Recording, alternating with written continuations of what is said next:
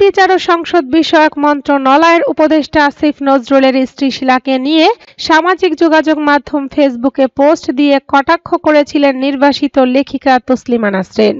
সেই কটাক্ষের জবাব দিয়েছেন আসিফ নজরুল।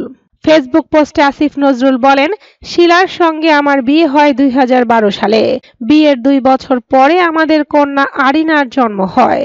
এর কিছুদিন পর থেকে ও হিজাব করা শুরু করে। আমাদের তখন একটাই প্রাইভেট কার ছিল, এখনো তাই। সেটা প্রায় সারাদিন ব্যস্ত থাকতো আমাদের আগের সংসারের 3 সন্তানকে স্কুলে আনা নেওয়ার কাজে। শিলাও আমাকে প্রায় সিএনজি বা রিকশায় চড়তে হতো। আমার সমস্যা হতো না তাতে, কিন্তু লম্বা ও ঘন চুল হিজাবে ঢাকা থাকার কারণে মাথা ভিজে শিলা অসুস্থ হয়ে যেত। এটা নিয়ে আমার মন খারাপ থাকতো, কিন্তু শিলা নিজ সিদ্ধান্তে অনড় থাকে। কোনো অবস্থাতেই হিজাব করা ছাড়েনি কখনো। তিনি লেখেন, হিজাব শুরুর কিছুদিন পর একটা দাওয়াতে যাই আমরা।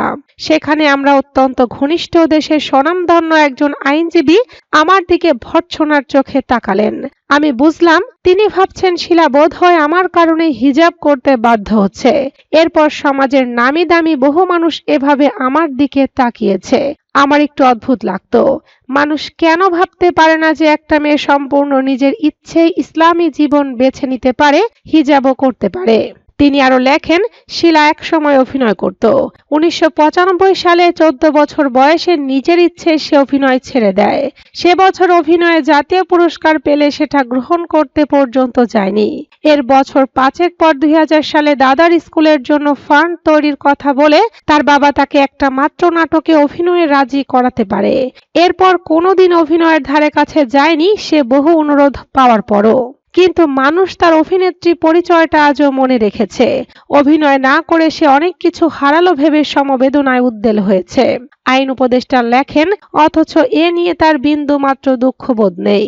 এক সময় অভিনয় করত এটা মনে করতেও চায় না। সে খুশি আছে তার নিজের জীবন নিয়ে। অর্থনীতিতে 2টো ফার্স্ট ক্লাস ছিল তার। বড় বড় প্রতিষ্ঠানে অত্যন্ত সম্মানজনক পদে চাকরি করেছে। এখন কাজ করছে ইকোনমিক অ্যান্ড কমার্শিয়াল স্পেশালিস্ট হিসেবে সবচেয়ে প্রভাবশালী দূতাবাসে। প্রখর মেধা, প্রবল আত্মমর্যাদা বোধ আর কঠোর ঔচিত্যবোধ সম্পন্ন এবং পেশাগত জীবনে অত্যন্ত সফল একজন মানুষও।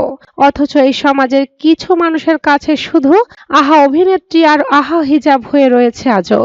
কারো কারো কাছে এজন্য দায়ী মানুষটা আর কেউ না, আমি।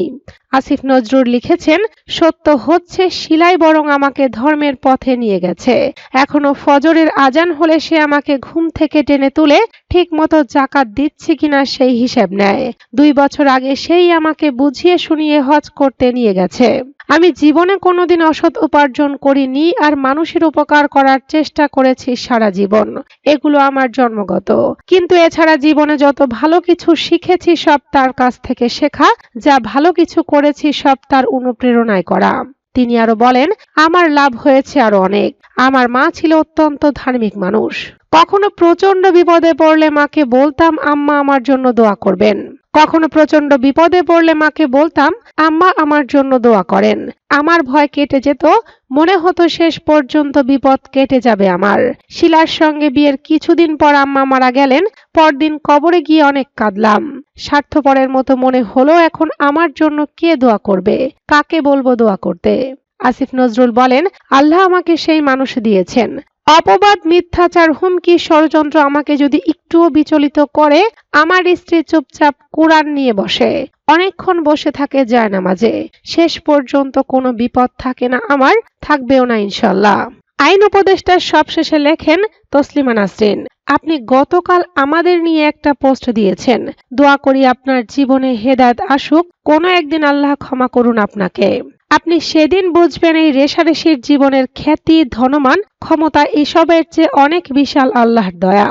আমি সেটা এখনো পাইনি পুরোপুরি, কিন্তু আমার স্ত্রী পেয়েছেন। সেটা কতটা ঐশ্বর্যবান, তার হৃদয়ে কতটা প্রশান্তি, এটা আপনি কোনোদিন ধারণা করতে পারবেন না। তবু আপনি ভালো থাকুন।